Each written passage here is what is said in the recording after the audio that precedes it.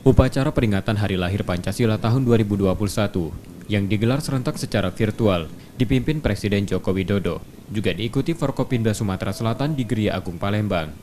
Pada pidato virtualnya, Presiden berpesan agar peringatan Hari Lahir Pancasila setiap 1 Juni dimanfaatkan untuk mengokohkan nilai-nilai yang ada di dalamnya, terutama dalam penerapan kehidupan berbangsa dan bernegara. Gubernur Sumsel Herman Deru usai mengikuti upacara berpesan untuk menanamkan jiwa Pancasila sebagai penjaga keutuhan bangsa, keragaman suku dan agama di Sumatera Selatan, sebagai saling memperkuat antar masyarakat.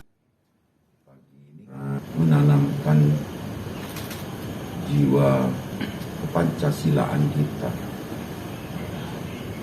untuk tetap membentengi keutuhan kita dengan menjadikan perbedaan itu adalah sebuah mozaik bagi kekuatan. Bahwa justru letak kekuatan kita pada perbedaan yang terangkai dan terajut menjadi sebuah kekuatan.